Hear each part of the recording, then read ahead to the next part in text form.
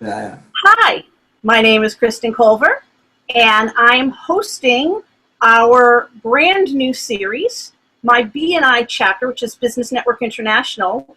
The chapter is specifically called Commerce Connection in Wayland. You will probably know this because you're on our page as we speak.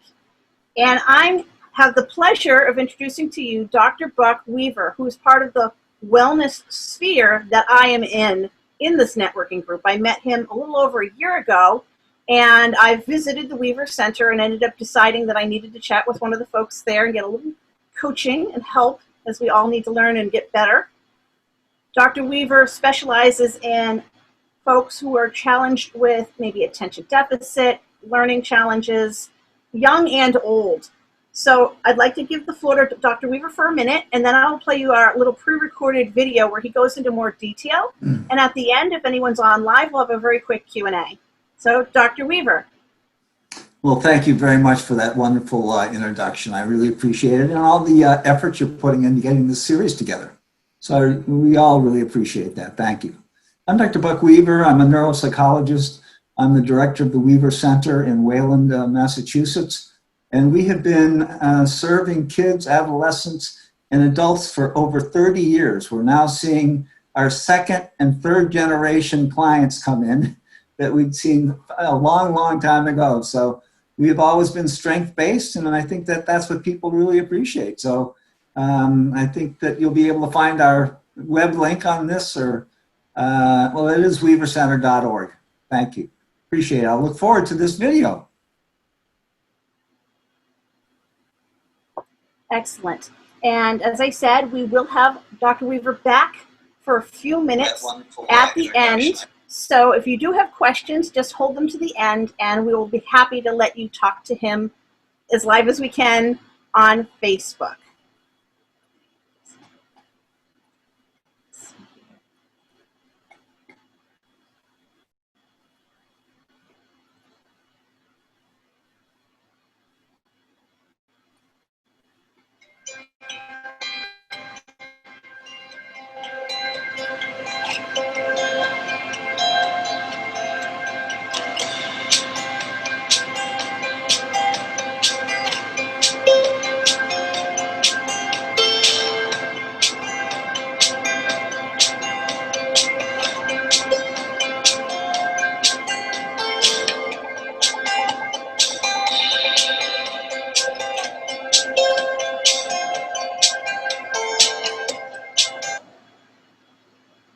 Dr. Buck Weaver. I'm a neuropsychologist and director of the Weaver Center here in Wayland, Massachusetts. It's very nice to be getting all the feedback that you've all given me, so thank you. Please keep those emails and questions coming to rweaver@weavercenter.org, and I'm happy to get the list that's growing and growing. Today, one of the things that people have made so many comments about is about adults with ADHD, or adults with EFD, executive function or organizational difficulties. As I've mentioned in the past, the difference between attention deficit and executive function difficulties is that attention deficit have symptoms that are in the moment. One's easily distracted, or they're impulsive, or their mind is wandering, or it's very hard to pay attention. With boredom on both executive function and attention, learning really slows down, even when talking with someone. So these difficulties that are attentionally oriented are things that happen in the moment that need further awareness in terms of the work that we do with people. Executive function or organizational difficulties are those things that occur over time.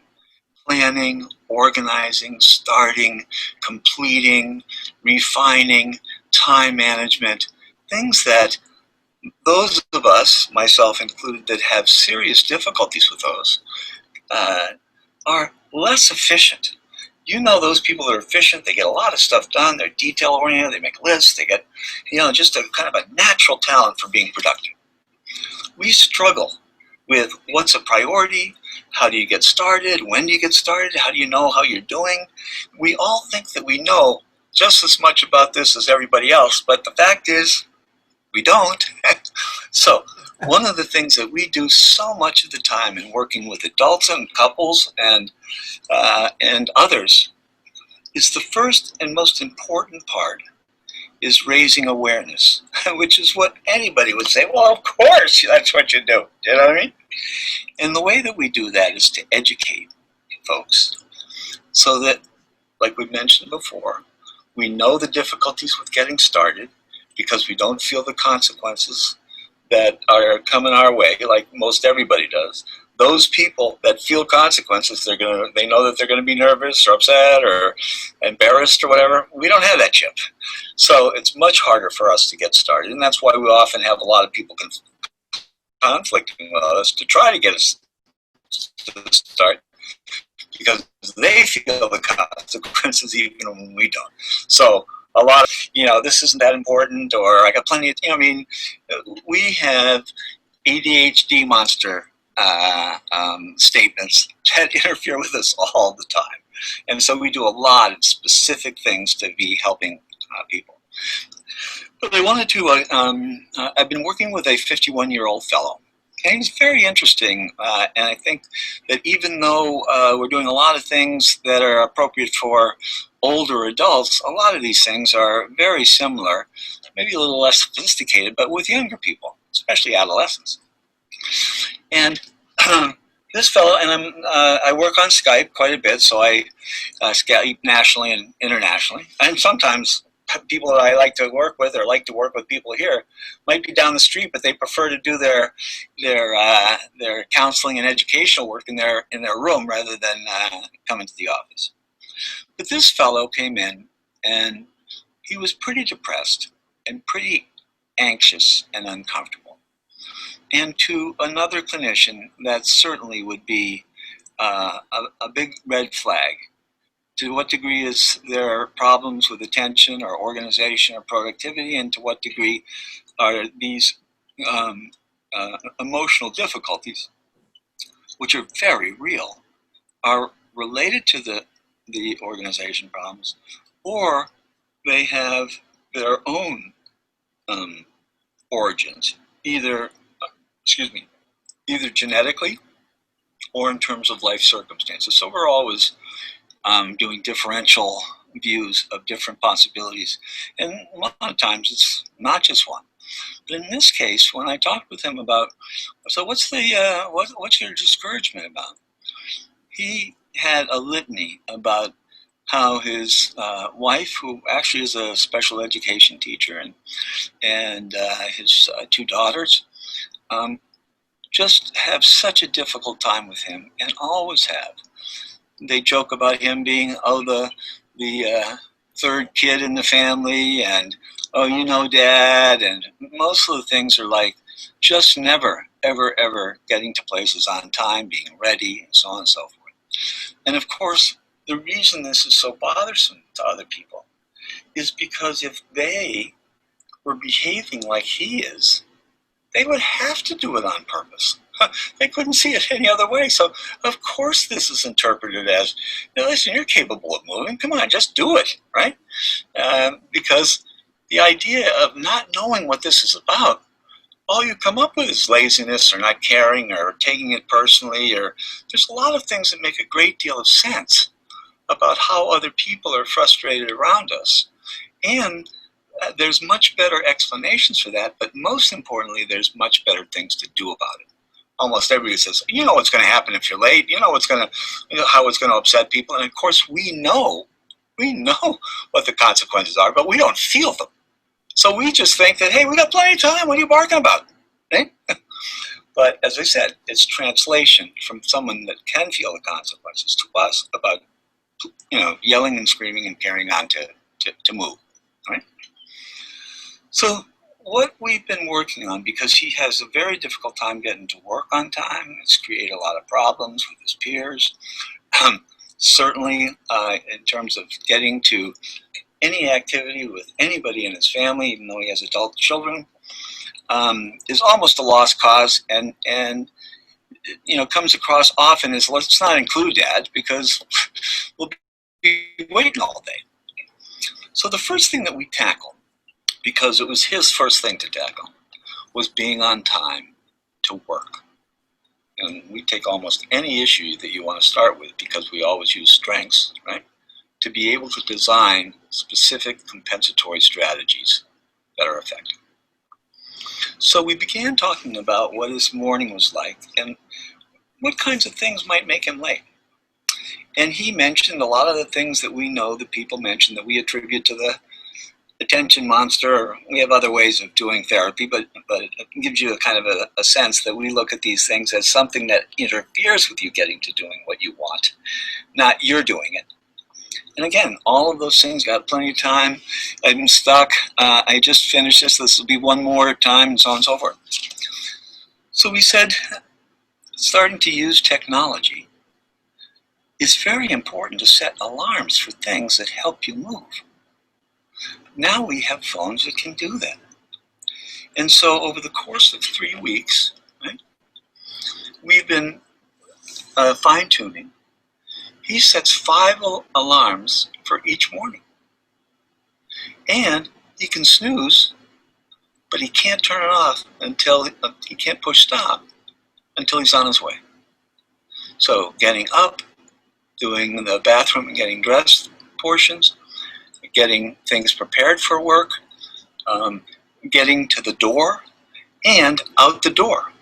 Each time there's an alarm, he practices and we practice together disengagement. Whatever you're doing, you've got to disengage to get on to the next. Got to. Hardest thing you got to do. It's very, very difficult. And it takes a lot of practice and a lot of effort because we're not being motivated by the consequences. You know, most of us know that if we're not in time, we're going to be in trouble. We don't have that chip, right? So that's what moves everybody else through the day, you know, being conscious of what and when they got to do everything. So he has been using for the last 3 weeks, and we've been fine-tuning so that he can get out of the house at the time that he needs to get to places on time. This week, when we were, and in the past, it was hard for him to get to Skype on time. This week he was early to Skype. He said it was really great. He had a cup of coffee. He was much more relaxed. Because he likes to Skype from work. He gets to work on time. And it's really been an amazing and very uplifting sense of control over something that was really out of control for so long. Anyway, by having strategic things based on his strengths, because he's auditory, he can write all the notes or have calendars in his, anything visual, not going to help him. But when you start working with people to develop strategies, it works very, very well. And they become more and more confident, more and more in control. Other people notice, especially the hardest things that you've ever been doing. If you make big changes in those, people really notice that. So anyway, thanks so much for listening. I hope it's helpful. Please don't hesitate to write any other ideas at my email, rweaver, W-E-A-V-E-R, at weavercenter.org.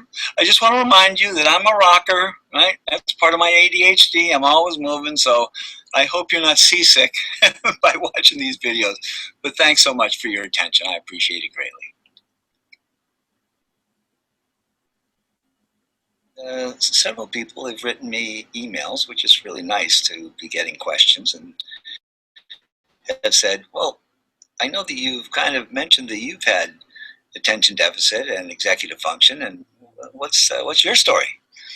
So here's a little rundown of my story for those of you who might be interested. I was very fortunate in the sense that I was diagnosed when I was in first grade because I had an older sibling that was diagnosed in 4th grade with having dyslexia. And in those days they knew that learning disabilities and attention deficits and so forth were largely genetically determined. And as it turned out, my dad had some difficulties and other people in the family history. So genetics is the largest, not the only, way to have learning problems. And so I was diagnosed at Boston Children's Hospital, or I think Mass General Hospital, that was at that time doing a great deal of dyslexia and the treatment of, and Orton Gillingham practices to help kids learn how to read and write and spell. But I certainly remember before I was diagnosed, my first school experience was at a local nursery school. And I have a feeling my mom was probably pretty excited about having me be in school for a little bit, because I was very hyperactive. I was always up in trees and on lakes, and she was always worried about the ice being too thin and where I was, and I was a bit of a management problem in those days.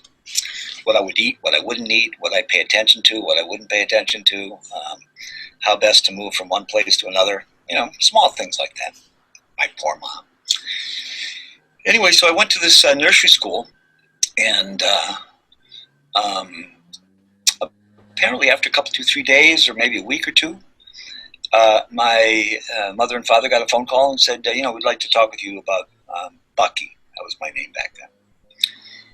And apparently, or reportedly, I've heard this later, I don't remember it per se, but the teacher and the principal of the school said that your son has a little bit too much trouble with crayons, scissors, materials. Apparently, I wasn't being restricted to the places where they should be used, and I used them inappropriately, and I was pretty hard to catch. And I did run away a lot of times, and apparently they thought it would be better if Bucky was at home, which I'm sure that pleased my parents a great deal, but that apparently was my first school experience. I think it lasted a couple, 2-3 weeks, who knows. But anyway, after I was diagnosed because of my older sister, my first diagnosis was dyslexia, which I didn't know what that meant. As far as I was concerned, it was like a disease. It didn't seem like a common name to me. And later on in the history, it was minimal brain damage, because they started to include hyperactivity and inattention and organization and self-esteem issues, all of which I had in great measure. I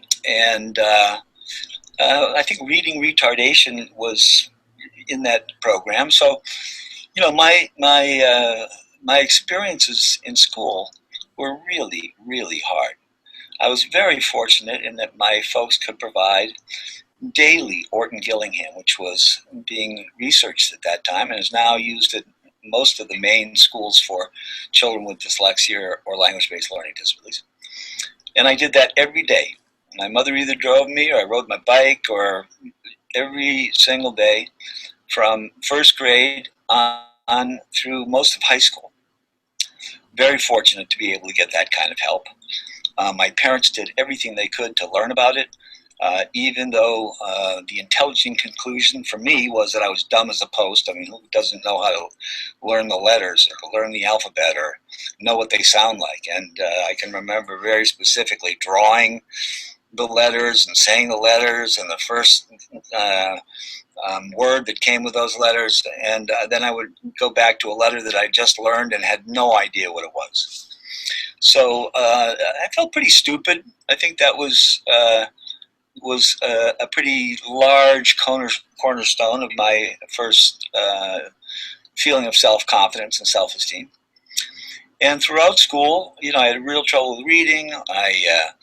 In those days, we read out loud, line by line. I would never know where I was. The teacher would come over, being very nice, and say, well, why don't you just start right here? And it didn't make any difference. I didn't know what the word said.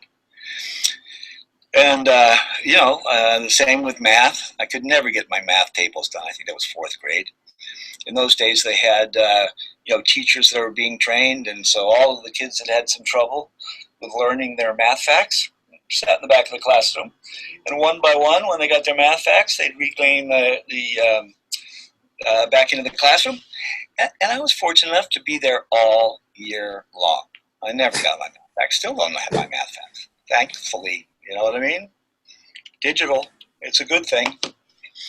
And so So I was really feeling bad. I acted out. I'd much rather be in the principal's office than in the classroom. Being sick, almost anything that I could do to get out of the classroom. And, by junior high school, it was just miserable. I couldn't do what any of the other kids were doing.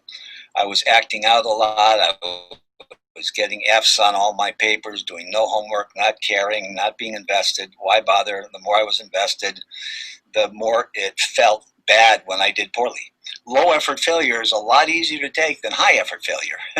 So I learned that pretty quick. But my parents said a very important thing, and I'm going to try to riddle my conversation throughout these earlier times. My parents said a very important thing. They said in middle school, where at the time I think I was having a competition with another fellow on who could get the most attentions, which I'm a pretty competitive guy. But because I always told the truth, I didn't get expelled when the other fellow did. So that was one thing that my parents really put on me. They said, listen, just tell the truth. Get in trouble, you get in trouble. The truth isn't so bad. And, I'd much rather hear the truth, so I've always been a truth teller.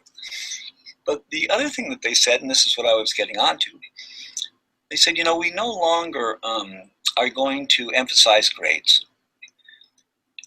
In those days, they had attitude marks, 1 through 4, 4 being terrible. So I had F's and all 4s. But they said anybody can have a good attitude. And anybody can pay attention to the teacher. And anybody can offer to clear the board or wash the board or put things away or advocate for yourself. Just ask for what you need. If you need some time out, enjoying the teachers with an understanding of the frustrations and anger that you have. And that was really important for me because I learned that better relationships are as good as doing well in school, if that's the best you can do. And also my parents knew that if I was doing the best I could in terms of attitude and trying and so on and so forth, I clearly was doing the best I could do, even though it might be terrible. So teachers began to give me, more support, more appreciation, instead of being a bad guy that required the toughest old birds of teachers, which I did have a few. So that was a pretty big turning point. I also had some trouble with acting out in the community and, with my parents. And, I was an angry, depressed young lad that couldn't do what everybody else seemed to be doing so easily. So then I also didn't have any friends during that time. I had, by the end of middle school, maybe one friend who also wasn't doing very well. Very quiet guy, but, it was nice to have a friend. And then through high school, I started to do sports. I started to have a much better social life, and I really enjoyed the other parts other than academics. However, I was also in all the level 3 classes, which we referred to ourselves as the Ritz, because there's the Ritz-Carlton in Boston, very fancy place. And we referred to one another as the Ritz, retards in training. I mean, we could call ourselves that, but not anybody else. But we were always in rooms with no windows or, someplace with a couple, 2, 3 teachers that were learning. And, it was a tough time. There were some good teachers that really worked to understand and to support me. And I really appreciate that. And I gravitated towards them. And one of the best things that I did was architecture. And I really gravitated towards the architecture teacher because if I was going to skip class, it might as well be where somebody could find me. So there you have it. But all the while, my parents really did everything they could to understand my learning abilities and disabilities. They seemed to always be supportive and positive. I really reinforce that with families that I see now. Somehow believing that once the academic part of my life was over, that I would be fine. I always had somatic complaints and my stomach hurt, and it was very difficult. You could read my autobiography on the Weaver Center website.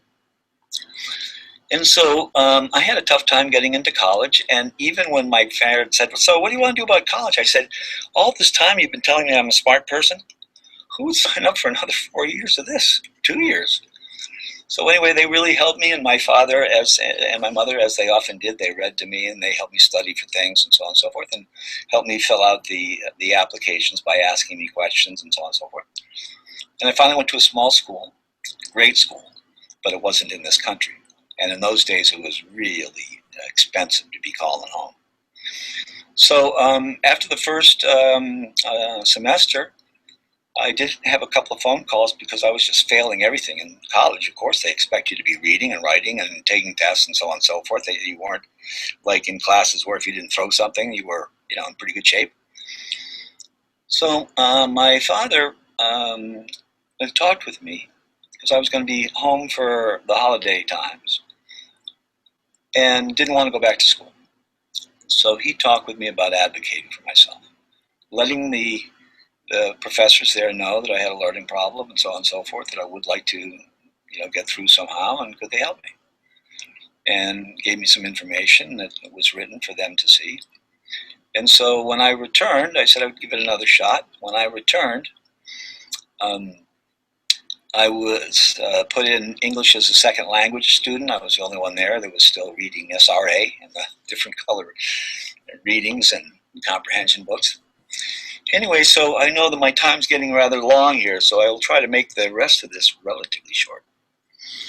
So by advocating for myself and going into tests and saying, listen, let me scratch some notes. I do know the material. I did a lot of auditory discussions with people and girlfriends and friends that would help me learn the material, so I knew the material, but I just couldn't write it down. So after still trying very hard, I finally got through with a lot of help from my friends. And I learned, one of my friends said, hey, of course you felt stupid. That was the intelligent conclusion. If you weren't smart, you probably wouldn't be figuring out how much effort you were putting in versus other people. And so I continued on to college and graduate school, and the more I was interested, the more I did better and better and better. And the story is something that I pass along to a lot of kids who are struggling in this domain, that there is a lot of hope, not just a little bit of hope, because there's a lot of strengths that come with having differences, including persistence, resilience, esteem, self-knowledge, and what we do now is develop the self-advocacy manual, which is terrific for these kinds of things. And again, we do a lot of work, over Skype and so forth. But again, if anybody has any questions or thoughts about this, please don't hesitate to write me an email, rweaver@weavercenter.org, or visit our website at www.weavercenter.org and check us out. Ask some questions. I'd be very happy to do my very best to answer them. All right, thanks a lot. Appreciate it big time. Well, there you go. And don't mind me, I'm still mastering this whole audio-visual thing. As I said, this is a first for me. This is not my strength. This is sort of like a secondary skill. But I wanted to have the opportunity to show off Dr. Weaver to the world because I think he's amazing. He has been so helpful for me in my challenges. I know folks who've met me feel I have shown a marked improvement. I think that's the phrase I want to use. I wasn't broken, but I could always use some fine tuning. And I think that's something people are afraid to see therapists about. They don't understand that going to a therapist is not a sign of a failure. It's a sign that you recognize there's something going on or needs to be going on. And for me, it was admitting that, yeah, I know I've had a problem. I just didn't know how to address it. And people will throw advice at you, but unless they've been through it, you really can't say if that's going to be appropriate. Dr. Weaver is objective. He looks at the situation. He can give assessments depending on what it is that you're struggling with. I remember taking at least one test and going through a series of questions and answers to help kind of discern what was really going on up here. And I appreciate not feeling belittled or stupid. I actually remember having a very emotional response at my first session, and I think it was because the realization that there was hope for help had just dawned on me. And he just sat there and smiled like, yep, this happens every time. Maybe it doesn't, but I feel like he's so used to that moment where the light just dawns over you and like, oh my gosh, this is going to work. And I think we've been working together for 6 months now. And I can definitely feel and see an improvement in when I give a presentation, for example, in front of our networking group recently, and in my interactions with people offline. Yes, I can do that. I know we're kind of doing things virtually because of COVID-19, but with my husband, with my mother, with my best friend, with people I talk to perhaps over the phone, and how I reply in my emails. How I think affects those things. And when I'm conscious of the things I used to do and now have techniques and strategies that I've worked with Dr. Weaver on, I feel I can take on any challenge. When things don't go the way I want them to, instead of panicking and freezing, I'm getting much better at learning to pivot and shift. And that is something that everybody needs to know how to do. That is not just for folks who realize that things aren't quite lining up right. And I can't thank you enough for your patience, the time that we spent, the advice that I've been given, and the support. He really believes in his, I don't want to call him patience, but I guess that's the technical correct word. He really believes in the people he works with. There is a conviction that comes from within that I can't quite describe, but I know in my heart of heart, he is cheering me on every time I am getting up on a stage to speak or walking into a room to talk to someone. That I never had that feeling of belief backing me up before, but I know now that there is someone out there who can fairly and, what's the word I'm looking for, in an objective way, assess my situation and assert that I am capable. And knowing that moving forward, I go in with confidence. And isn't that what we're really all about? We're trying to become better versions of ourselves so that we can go forward with confidence. And I really can't thank the Weaver Center enough. So that's all I've got to say. That's my little testimonial. Well, thank you very much. It's very, very nice of you to say and to hear and to feel. So I feel very, very blessed that we've had a chance to work together. Excellent. We'll see you guys next time when we broadcast in a couple weeks with our next member of the Wellness Sphere. Have a wonderful day.